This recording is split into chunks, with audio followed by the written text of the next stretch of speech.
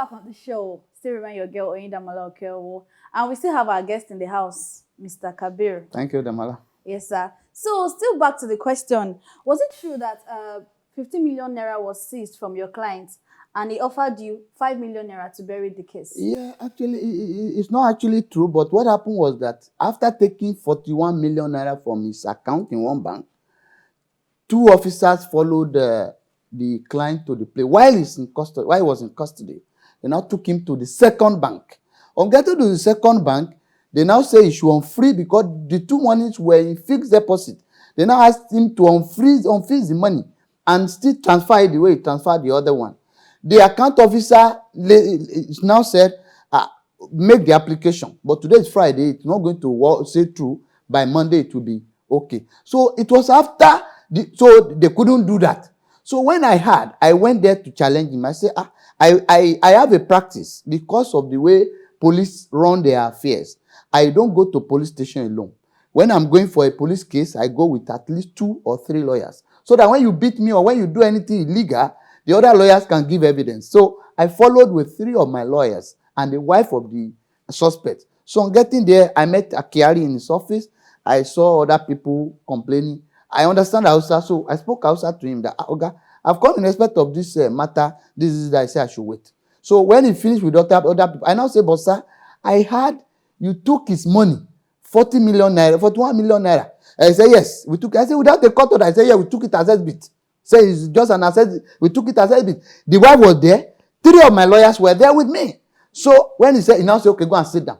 He spoke outside to me that I should sit down. I went and sat down. So he attended to other cases. When he finished, he took me to an inner room in his office. He has a small inner room, just a 3-seaters chair was what was there. So he now told me, say, Oga, you know what? Your client is not the owner of the money now. There's 150 million naira somewhere. What we are going to do, we will take it and we will release all his properties. But if you like, make noise about it, it means all the properties will go. But if you cooperate with us, we can give you 5 million, we'll take 10 million naira. I said, what will I tell my God? He said, okay, what do you want? I said, release him for me. I said, release him to me. He said, no, he cannot release him. I said, okay, what do you do? He said, we charge him to court. I said, better for me. So I went to court. They took him directly from his custody to the court. So we took his bail in court. All this proves our case. So at the end of the day, all the properties, the car, if you are doing anti-robbery squad, they seize the wedding ring of the guy, of the suspect. They seize the wedding ring of his wife. They seize his passport. They seize the passport of his wife, his children, and his mother-in-law. Are you sure about this? I am so sure. If he disputes it, let him come and let him sue me for defamation on this. If he is so sure that he didn't do it, let him sue me for defamation. It was after they have released him that the account officer now met him that the reason why he didn't release the money was that he knew the suspect.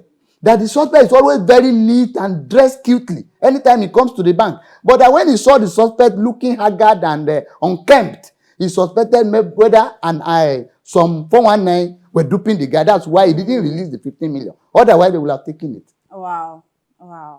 So we had a similar case in Enugu where a woman claimed her husband was killed. Can you share more light to that? Yes, the woman said he resides, I think, in Republic of Benin with her husband, and they came to Nigeria. When they arrested the husband, they told her, go and remarry.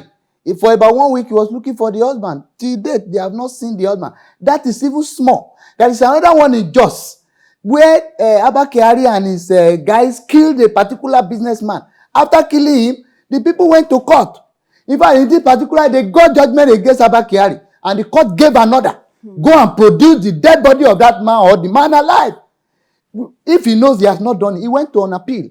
He went and filed stay of execution that the court order should not take effect. So if you are the super cop you call yourself, why did you not obey the court order?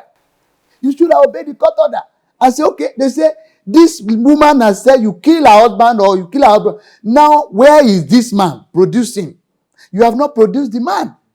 You have not produced him. There is nowhere you have said. They now went to court. They got a judgment against you. The court gave an order that you should produce the dead body of that man. The only thing Abakari did was to go on appeal.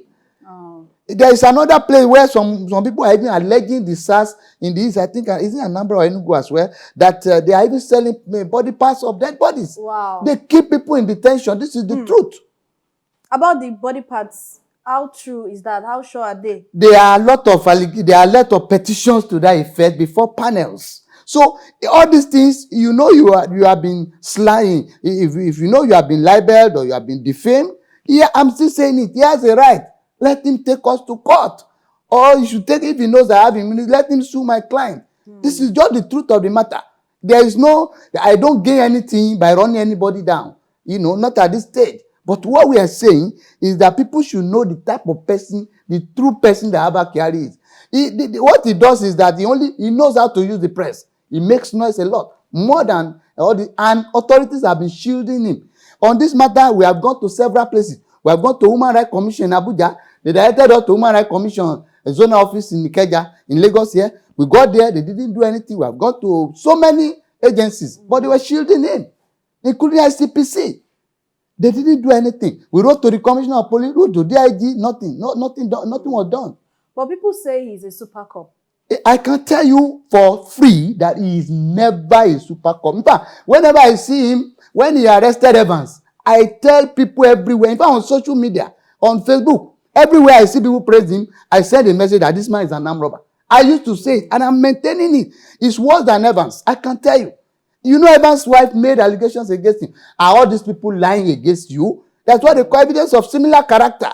Everybody, you have seen allegations here and there. And don't forget, he too was presumptuous. He said that many people will come. Immediately we did our petition and said, I know many people will still come. We did because he knew what he had done. They got judged. That just one was very serious. It's an order of court that, okay, you have killed this person in custody, or if you are not killing, produce him in court. He rushed to court of appeal. So after all this evidence, you think you can get justice? I want to believe, but I want to believe that the panel will do justice. But one thing with panels of inquiries in Nigeria, is that they will make recommendation. Government, once they make their recommendation, what if government refuse to act on it? So making recommendation is one thing, acting on it is another. We have seen Oputa panel, we have seen several other panels. Okigbo panel, and so on and so forth. Many of them did not see. We have seen Waste panel. Many of them did not see the light of day. Thank you so much, viewers. Thank you for listening to us. Still your host, Okewo Oyindamola, on the show. And thank you so much, Mr. Kabir Akingbolu. Thank you for coming to the show. Thank you for having me on the Please program. don't forget to subscribe on our YouTube channel, HQTV Nigeria, where you see our shows and all the interviews. Thank you very much for staying tuned. We love you.